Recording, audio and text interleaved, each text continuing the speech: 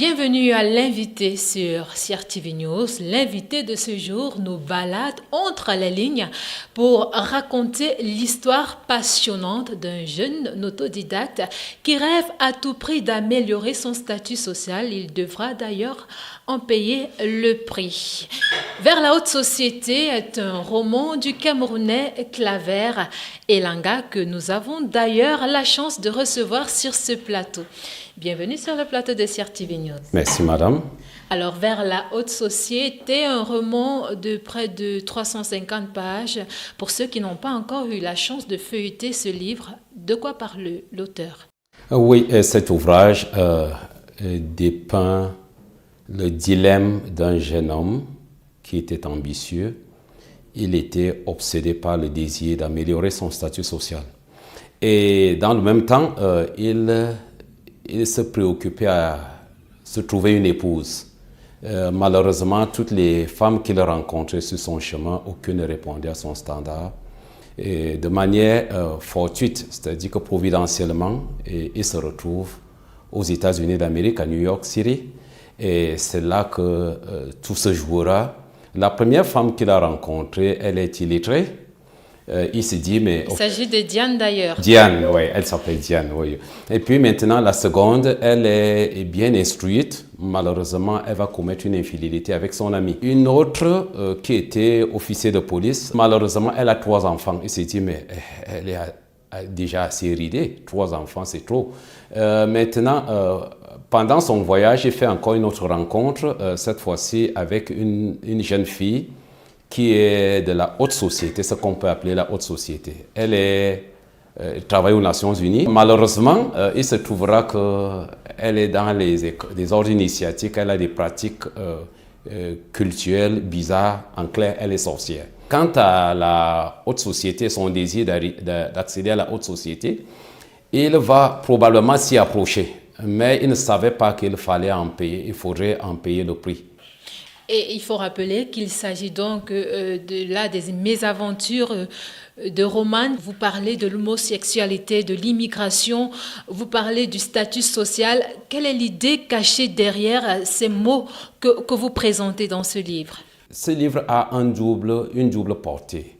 D'abord, il sert à ceux qui ambitionnent, qui ont pour ambition d'immigrer vers l'Occident, parce que tel qu'on nous décrit l'Occident lorsqu'on est en terre africaine, c'est que c'est le paradis, tout roule en or, c'est bien. Ils ne savent pas que le bonheur, c'est ici, là où nous sommes. Les 3 premiers chapitres se jouent en Afrique. Je fais passer la tradition africaine, les proverbes, nos idiomes, nos contes, nos légendes et autres, tout cela passe. Parce que le monde occidental, ils ne savent pas que nous avons des philosophes. J'ai d'ailleurs gratifié certains auteurs africains là-dedans. J'ai parlé par exemple Kizerbo, j'ai cité Cheikh Anta Diop, j'ai cité dans l'ouvrage Chinua Achebe, j'ai cité des gens, Angèle Benvan, de mémoire. Donc tout cela, c'est de la sagesse africaine. Il y a même Martien Toa. Quelle est la leçon? C'est que lorsqu'on veut accéder à la haute société, l'on doit voir tous les contours.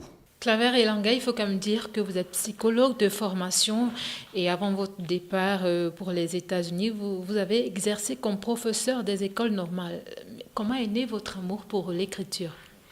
Je dois dire que la passion pour la plume, dans ma tendre enfance, je lisais beaucoup. Là, on pourrait même parler d'addiction de lecture. Je lisais un peu de tout, les bandes dessinées, les romans photos, espionnage, collection, aventure, Aphrodite, c'est pas moi. Tout ce qui est de rotin, j'ai lu tout ce qui est, même sale, j'ai lu tout ça.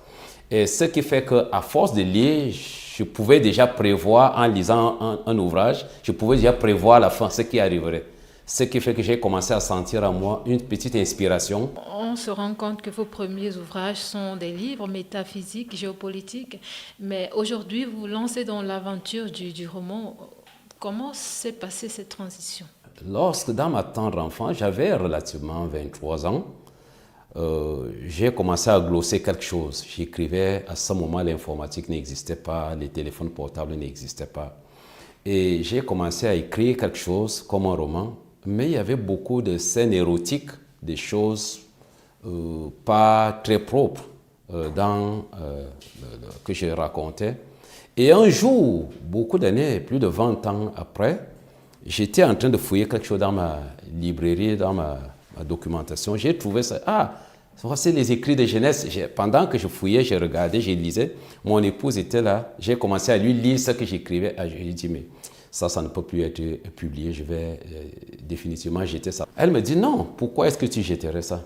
Essaie d'ajuster cela et puis tu peux publier, tu peux faire un roman. J'ai dit, ah ouais, l'idée tient. Et c'est là que Vers la haute société est née.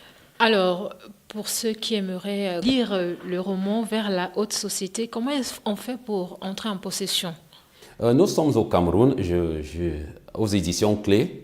Il y a quelques exemplaires aux éditions Clés déjà ici. Mais pour ceux qui savent chercher online, Amazon, Barnes & Noble, tous les websites, tous les sites, toutes les librairies en ligne, on peut commander. La maison d'édition s'est disposée aussi à servir en priorité les pays africains. Claver Elanga, est-ce que vous pouvez donc partager avec nous votre vision pour l'avenir dans l'univers de la littérature? J'ai un autre ouvrage que je suis en train de travailler. J'ai commencé à le travailler. C'est un livre d'école scolaire. C'est précis de psychologie pour éducateurs. Rassembler presque toute la psychologie. Ce sera la Bible de la psychologie.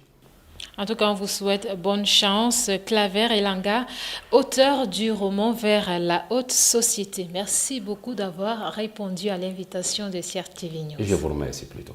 Mesdames et messieurs, c'était l'invité sur CRTV News. De votre attention, merci. Les programmes se poursuivent.